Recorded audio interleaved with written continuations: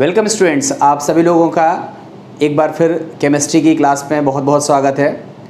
Students, हम सभी लोग सरफेस केमिस्ट्री के अंतर्गत कोलाइड्स को पढ़ रहे थे और हमने अपने पिछले वीडियो में आपको बताया था कि कोलाइड पर विद्युत आवेश पाया जाता है, जिसकी वजह से जब हम कोलाइडों को विद्युत क्षेत्र में रखते हैं तो वे अपने आवेश के विपरीत इलेक्ट्रोड की तरफ गति करने लगते हैं और विद्युत क्षेत्र में कोलाइडी कणों की इस गति को हम वैद्युत कण संचलन कहते हैं। और वैद्युत कण संचलन के आधार पर हम इस नतीजे पर पहुंच सकते हैं कि किस कोलाइडी विलयन में उपस्थित कोलाइडी कणों पर कौन सा आवेश होता है।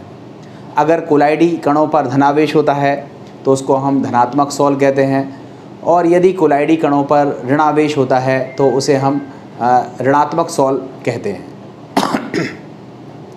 अब हम यहाँ पर एक बहुत इम्पॉर्टेंट टॉपिक डिस्कस करने जा रहे हैं। उस टॉपिक का नाम है स्कंदन, या जिसको हम बोलते हैं कोआगुलेशन। तो स्कंदन या कोआगुलेशन क्या चीज़ है, ये पहले तो समझ लीजिए कि ये बोर्ड का सबसे इम्पॉर्टेंट क्वेश्चन है और इस पर्टिकुलर क्वेश्चन को हम पढ़ रहे हैं, मगर इस पर्टिकुलर क्वेश्चन से कनेक्टेड 3 टॉपिक हैं। देखो, सबसे पहले मैं आपको बता दूं कि कौन कौन से टॉपिक इनसे कनेक्टेड हैं। सबसे पहले हम पढ़ेंगे स्कंदन। स्कंदन के अंतर्गत ही एक टॉपिक आएगा जिसका नाम होता है हार्डी-शुल्जे का नियम। मोस्ट इम्पॉर्टेंट है, स्कंदन पूछा जाता है, हार्डी-शुल्जे का नियम पूछा जाता है। हार्डी-शुल्जे के नियम पर ऑब्जेक्टिव क्वेश्चंस बनते हैं, बहुत इंपॉर्टेंट ऑब्जेक्टिव क्वेश्चंस बनते हैं। हम इस वीडियो में इसको कवर करेंगे। इसके बाद हम जस्ट बाद एक टॉपिक पढ़ेंगे जिसको हम बोलते हैं रक्षी कोलाइड, प्रोटेक्टिंग कोलाइड्स। रक्षी कोलाइड बहुत इंपॉर्टेंट टॉपिक है और पूरा का पूरा रक्षी कोलाइड इसी टॉपिक से रिलेटेड है, स्कंदन से रिलेटेड है। उसके बाद हम सब लोग पढ़ेंगे स्वर्ण संख्या, या जिसको हम बोलते हैं gold number. Most important topic है, बोर्ड का सबसे ज़्यादा फेमस क्वेश्चन है। स्वर्ण संख्या पर शॉर्ट नोट लिखने के लिए आता है और स्वर्ण संख्या से रिलेटेड कई सारे क्वेश्चंस भी बनते हैं। उन सारे क्वेश्चंस को जब हम करेंगे तब आपको ज़रूरत पड़ेगी किस टॉपिक की, स्कंदन की। तो हम आपको केवल इतना सा बताना चाह रहे हैं कि स्कंदन टॉपिक इटसेल्फ अपने आप में एक इम्पॉर्टेंट है, और इस टॉपिक को अगर आप सही से नहीं पढ़ोगे तो आपको आने वाले जो 3 टॉपिक हैं वो समझ में नहीं आने वाले हैं। तो हम स्कंदन को पढ़ना स्टार्ट करते हैं। आप ध्यान से सुनिएगा। देखो, इसमें लिखने वाली चीज़ तब आएगी जब आपको चीज़ समझ में आ जाएगी, इसलिए सुनना बहुत ज़रूरी है। आप बिल्कुल पेन कॉपी साइड से रख दीजिए, आप केवल सुनिए। केवल जब आप सुन लेंगे आपको चीज़ समझ में आ जाएगी, उसके बाद फिर आप अपने वर्ड्स में उस चीज़ को लिख लीजिए। हम सबसे पहले बात करते हैं स्कंदन की परिभाषा से पहले बात करते हैं कि कोलाइडी विलयनों के स्थायित्व का क्या कारण होता है। कोई पूछता है कि कोलाइडी विलयन क्यों स्थायी होते हैं, उनकी स्टेबिलिटी का क्या कारण होता है। तो सबसे पहले ध्यान रखिए कि कोलाइडी विलयनों की जो स्थायित्व है वो 2 वजह से होती है। नंबर 1, कोलाइडी विलयन में जो भी कोलाइडी कण होते हैं उन सभी कोलाइडी कणों पर आपको पता है एक समान विद्युत आवेश पाया जाता है। और जब एक समान विद्युत आवेश पाया जाता है तो ऐसी स्थिति में क्या होता है कि कोलाइडी कण मान लो ऋणावेशित हैं पूरे विलयन में, तो ऋण और ऋण के बीच में क्या लगेगा, प्रतिकर्षण बल लगेगा, जिससे वो एक दूसरे से क्या रहेंगे, दूर रहेंगे। तो कोलाइडी कणों पर विद्युत आवेश उपस्थित होने की वजह से कोलाइडी कणों के बीच में विद्युत प्रतिकर्षण बल कार्य करता है, वो कण एक दूसरे से दूर रहते हैं, और ये एक रीज़न होता है जिसकी वजह से कोलाइडी विलयन स्थायित्व ग्रहण कर लेते हैं। इसके अलावा एक दूसरा रीज़न भी होता है जिसको हम बोलते हैं ब्राउनी गति। तो ब्राउनी गति की वजह से भी लगातार कोलाइडी कण गति करते रहते हैं और गति करने की वजह से भी उनमें स्थायित्व आता है। थोड़ी देर के लिए सोचो, अगर ब्राउनी गति कम हो जाए या उन पर आवेश किसी तरह से ख़त्म हो जाए तो ऐसी स्थिति में क्या होगा, वो एक कोलाइडी कण दूसरे कोलाइडी कण से क्या हो जाएगा, जुड़ जाएगा, अटैच हो जाएगा, जुड़ जाएगा, अटैच हो जाएगा, तो एक बड़ा कण बन जाएगा। आप ऐसे समझो, जैसे सपोज दैट अभी आप कोरोना महामारी देख रहे हो, तो कोरोना महामारी की वजह से क्या हो रहा है कि एक व्यक्ति दूसरे व्यक्ति के पास जैसे जाने का सोचता है, तुरंत सोचता है अरे इसको कोरोना तो नहीं है, तो तुरंत भाग जाता है दूर। तो ऐसी स्थिति में क्या होता है, वो एक दूसरे से क्या रहते हैं, दूर दूर रहते हैं, तो सोशल डिस्टेंसिंग रहती है। थोड़ी देर के लिए सोचो कोरोना खत्म हो गया, तो ऐसी स्थिति में क्या होगा, एक व्यक्ति दूसरे व्यक्ति के पास जाएगा, उसे अटैच हो जाएगा, पता लगा गले में हाथ डाल के घूम रहा है। तो ऐसी स्थिति में क्या होगा कि जो अगर आवेश नहीं है, कोलाइडी कणों पर आवेश नहीं है, तो ऐसी सिचुएशन में क्या होगा कि कोलाइडी कण नज़दीक आएंगे और आपस में ही जुड़ करके एक बड़ा कण बना लेंगे, और वो बड़ा कण क्या होगा, गुरुत्वाकर्षण बल के अकॉर्डिंग कहाँ बैठ जाएगा, नीचे की तरफ बैठ जाएगा। तो कोलाइडी कणों पर आवेश होने से, उनके लगातार गति करने से कोलाइडी विलयनों को स्थायित्व की प्राप्ति होती है। तो अगर आपसे पूछा जाए कि कोलाइडी विलयन स्थायी क्यों होते हैं, तो आपको रीज़न समझ में आ गया होगा। अब हम बात करते हैं स्कंदन क्या होता है, स्कंदन या कोagulation क्या होता है। तो आपको समझना है कि कोलाइडी कणों पर अगर हम आवेश को ख़त्म कर दें, किसी भी तरीके से उस आवेश को ख़त्म कर दें, और ख़त्म करने के बाद वो जो कोलाइडी कण हैं जो परस्पर प्रतिकर्षित हो रहे थे, अगर वो परस्पर जुड़ जाए, संगुणित हो जाएं और एक बड़ा कण बना लें, और वो बड़ा कण गुरुत्व की वजह से नीचे बैठ जाए, तो इस प्रक्रिया को हम क्या बोलते हैं, स्कंदन बोलते हैं। इसको हम बोलते हैं कोagulation। तो अगर आपसे कोई पूछे कि स्कंदन क्या होता है, तो आप क्या भाषा लिखोगे कि कोलाइडी कणों पर एक समान विद्युत आवेश होता है, जिसकी वजह से कोलाइडी कण परस्पर विद्युत प्रतिकर्षण बल की वजह से एक दूसरे से दूर दूर रहते हैं, और कोलाइडी विलयन स्थायी होता है। किसी विधि से यदि कोलाइडी कणों पर उपस्थित आवेश को समाप्त कर दिया जाए, तो कोलाइडी कण परस्पर जुड़ जाएंगे, संगुणित हो जाएंगे, बड़े कण में परिवर्तित हो जाएंगे, और वो बड़ा कण अवक्षेपित हो जाएगा, गुरुत्व की वजह से नीचे बैठ जाएगा, और इसी प्रक्रिया को हम क्या बोलते हैं, स्कंदन। चीज़ क्लियर हो गई। अब बात करते हैं स्कंदन कौन कौन सी विधियों से होता है, कोagulation किन किन विधियों से होता है। तो स्कंदन की कई सारी विधियां होती हैं। इनमें से देखो अलग अलग बुक में अलग अलग तरीके से स्कंदन की विधियां दी हुई हैं। मैं आपको सारी विधियों को बता दे रहा हूं, फिर टाइप आप अपने अकॉर्डिंग उसको रख लीजिएगा। सबसे इंपॉर्टेंट विधि है स्कंदन की, उसका नाम होता है विद्युत अपघट्य मिलाने से। विद्युत अपघट्य मिलाने से क्या हो जाता है, स्कंदन हो जाता है। इसको आप ऐसे समझिए, जैसे हमारे पास एक कोई कोलाइडी विलयन है। मान लो हमारे पास आर्सेनिक सल्फाइड का सॉल है। हम आपको बता चुके हैं आर्सेनिक सल्फाइड सॉल में जो कोलाइडी कण होते हैं वो कैसे होते हैं, ऋणावेशित होते हैं।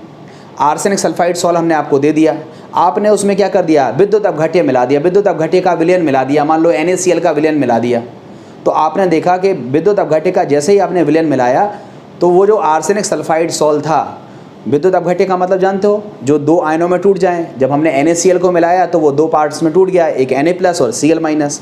तो आर्सेनिक सल्फाइड सॉल जो था हमारे पास, जिसमें आर्सेनिक सल्फाइड के जो कण थे वो कैसे कण थे, ऋणावेशित कण थे, और वो ऋणावेशित कण Na+ के साथ संयोग कर लेंगे, जुड़ जाएंगे, अटैच हो जाएंगे, और उनका आवेश क्या हो जाएगा, ख़त्म हो जाएगा। तो हमने देखा कि अगर हम आर्सेनिक सल्फाइड सॉल, ध्यान से समझना, आर्सेनिक सल्फाइड सॉल जो कि कैसा सॉल था, ऋणावेशित सॉल था, ऋणावेशित सॉल था। इस ऋणावेशित सॉल में हमने क्या मिलाया, विद्युत अपघट्य का विलयन मिलाया, विद्युत अपघट्य का विलयन मिलाया या इलेक्ट्रोलाइट का विलयन मिलाया, NaCl का विलयन मिलाया। ठीक है, NaCl का विलयन मिलाया। आपको पता है NaCl दो पार्ट्स में टूटेगा, Na+ Cl-। Na+ का जो आवेश है वो क्या है, प्लस, और जो सल्फर आर्सेनिक सल्फाइड सॉल में जो आवेश है वो कैसा है, माइनस। तो Na+ जाकर के क्या करेगा, इस माइनस को क्या कर देगा, समाप्त कर देगा, उदासीन कर देगा। तो कोलाइडी कणों से आवेश क्या हो जाएगा, खत्म हो जाएगा। कुछ लोग बोलेंगे Cl क्या करेगा, कुछ नहीं, Cl एज यूजुअल विलयन में डला रहेगा। हमारे लिए काम का आयन कौन सा है, Na+। तो Na+ क्या करेगा, कोलाइडी कणों पर जो भी आवेश है उसको क्या कर देगा, समाप्त कर देगा। और जब कोलाइडी कणों पर आवेश समाप्त हो जाएगा, तो जो कोलाइडी कणों के बीच में जो प्रतिकर्षण बल लग रहा था वो समाप्त हो जाएगा। कोलाइडी कण परस्पर नज़दीक आएंगे, जुड़ जाएंगे, बड़ा कण बनाएंगे, नीचे बैठ जाएंगे। इस प्रक्रिया को हम क्या बोलते हैं, स्कंदन।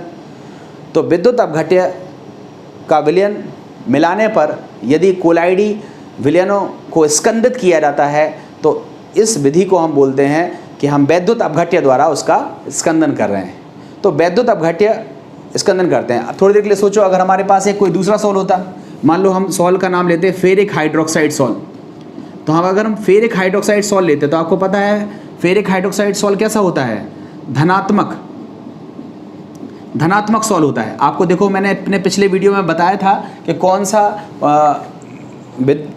कोलाइडी विलयन पर कौन सा आवेश होता है। तो हमने देखा यहाँ पर कि जो फेरिक हाइड्रोक्साइड सॉल होता है वो क्या है, एक धनात्मक कोलाइड होता है।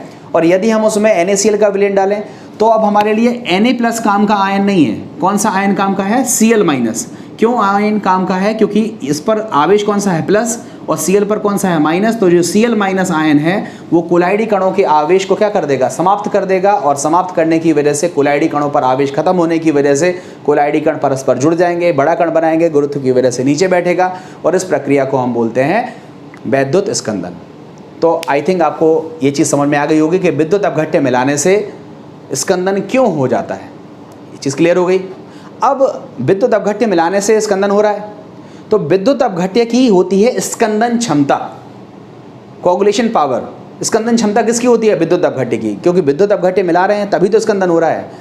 अब कोई विद्युत अपघट्य मिला रहे हैं तो फटाफट स्कंदन कर दे रहा है, कोई विद्युत अपघट्य मिला रहे हैं तो धीमे धीमे स्कंदन कर रहा है। तो इसका मतलब विद्युत अपघट्य की क्या होती है, स्कंदन क्षमता।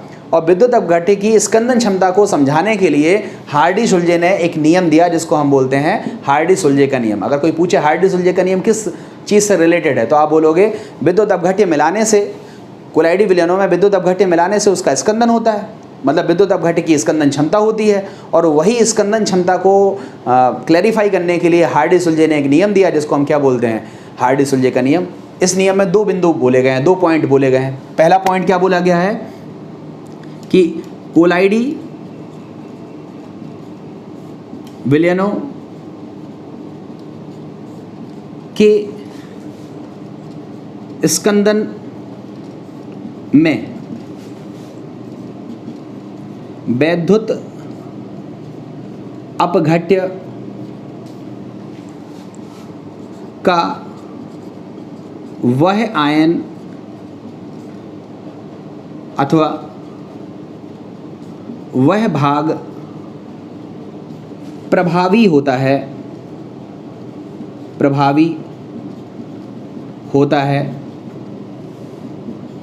जिस पर उपस्थित आवेश कोलाइडी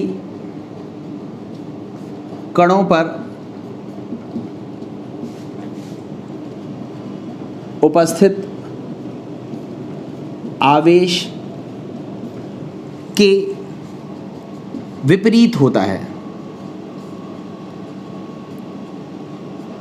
ठीक है, ये आपका पहला पॉइंट है। सिंपल सी चीज़ है। आप बताओ, हमने आर्सेनिक सल्फाइड सॉल्ट का स्कंदन किया था, तो आप बताओ कौन सा आयन काम का था, Na+। क्यों?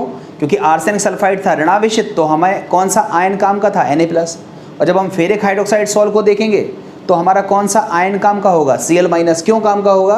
क्योंकि फेरिक हाइड्रोक्साइड सॉल्ट कैसा है, धनात्मक। इसको स्कंदित करने के लिए हमें कौन सा आयन चाहिए, ऋण आयन चाहिए। तो इसका मतलब ये हुआ कि कोलाइडी विलयनों के स्कंदन में विद्युत अपघट्य का दोनों आयन प्रभावी नहीं है, कोई एक आयन प्रभावी। वह आयन अथवा वह भाग प्रभावी होता है जिस पर उपस्थित आवेश कोलाइडी कणों पर उपस्थित आवेश के क्या होता है, विपरीत होता है। अगर ये ऋण है तो धन आयन प्रभावी होगा, अगर ये धन है तो ये यहाँ पर ऋण आयन प्रभावी होगा। दूसरा पॉइंट बोला गया है कि प्रभावी आयन। अब देखो, ये तो डिसाइड होगा कि कौन सा आयन हमारे लिए काम का है, तो अब हम लिखेंगे प्रभावी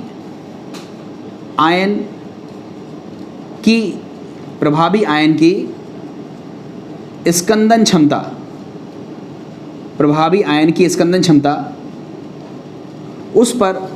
उस आयन पर उपस्थित आवेश के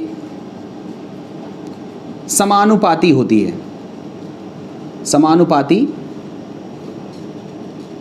है, ठीक है।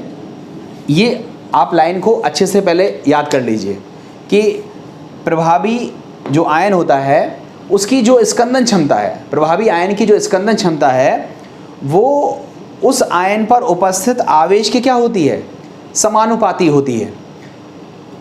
अब इस पॉइंट को वेरीफाई करने के लिए हम एक एग्जाम्पल लेते हैं, वो आपको ज़्यादा बेहतर समझ में आ जाएगा। देखो, हमारे पास है आर्सेनिक सल्फाइड सॉल्ट, ध्यान से समझना, हमारे पास है आर्सेनिक सल्फाइड सॉल्ट। आपको ये तो पता है कि ये सॉल्ट कैसा है, ऋणावेशित सॉल्ट है। कैसा सॉल्ट है? ऋणावेशित सॉल्ट है।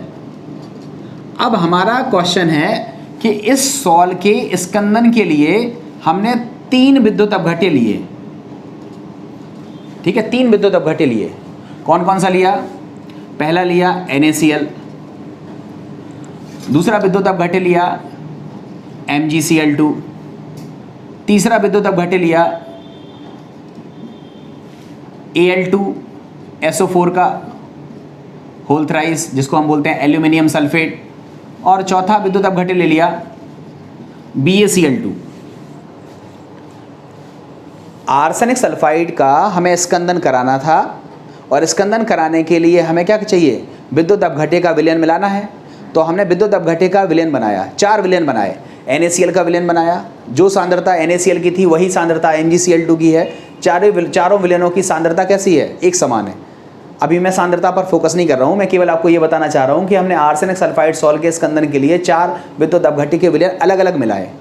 तो देखो NaCl से कौन कौन से आयन मिलेंगे, तो आप तुरंत कह देते हो NaCl से मिलेगा Na+Cl-, ठीक है।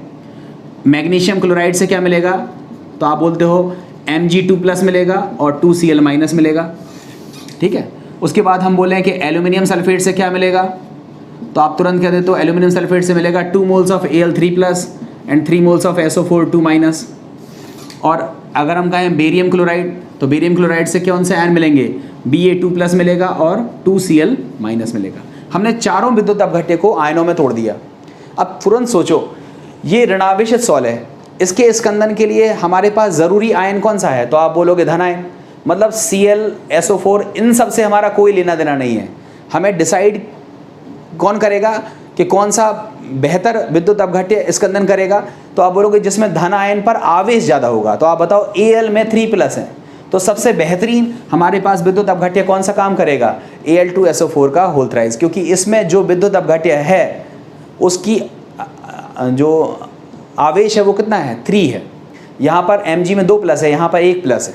तो यही चीज़ लिखी हुई है कि जो प्रभावी आयन है, पहले तो प्रभावी आयन धनावेशित वाला आयन है, अब जो प्रभावी आयन है उसकी स्कंदन क्षमता उस आयन पर उपस्थित आवेश के क्या होती है? समानुपाती होती है। अगर हम आपसे पूछें कि एल्यूमिनियम सल्फाइड के स्कंदन के लिए इन चारों में से सबसे बेहतरीन विद्युत अपघट्य कौन सा है स्कंदन कराने के लिए, तो आपका आंसर होगा Al2SO4 का होल थ्राइस। कोई पूछे क्यों होगा, तो आप तुरंत आंसर दोगे कि आर्सेनिक सल्फाइड सॉल एक ऋणात्मक सॉल है, इसके स्कंदन के लिए हमें धनावेश को देखना है, और धनावेश में जिस पर आवेश ज़्यादा होगा वो बेहतर स्कंदन करेगा। तो हमारा आंसर हो जाएगा एल्यूमिनियम सल्फेट। इसी जैसा एक क्वेश्चन हम आपको और लेते हैं, आप बताइएगा उसका क्वेश्चन का आंसर क्या होगा। देखो हमने क्या किया, एक नया सॉल लिया, नाम था फेरिक हाइड्रोक्साइड का सॉल। आपको पता है फेरिक हाइड्रोक्साइड का सॉल कैसा होता है, तो आप तुरंत कह देते हो धनात्मक होता है। कैसा होता है? धनात्मक होता है। अब इसमें भी हमने 4 विद्युत अपघट्य लिए। कौन कौन सा लिया? हमने ले लिया KCl ले लिया, ठीक है, हमने ले लिया MgSO4 ले लिया, ठीक है, हमने ले लिया Na3PO4 ले लिया, Na3PO4 ले लिया, और हमने एक और ले लिया जिसका नाम था K4FeCN6। अब आप बताओ इन चारों में से कौन सा बेहतर विद्युत अपघट्य स्कंदन करेगा? तो आप तुरंत कहोगे KCl किस में टूटेगा? K+Cl- में। MgSO4 किस में टूटेगा? Mg2+ में, SO4 2- में।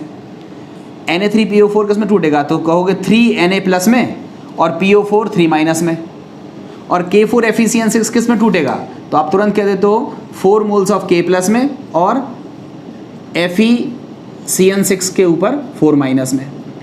तो आप तुरंत देखो कि ये धनात्मक सॉल है, इसके लिए हमें किस आयन को देखना पड़ेगा? ऋण आयन को देखना पड़ेगा। तो आप देखो यहाँ पर ऋण आयन Cl- है, यहाँ पर ऋण आयन SO4 2- है, यहाँ पर ऋण आयन PO4 3- है, और यहाँ पर FeCN6 4- है।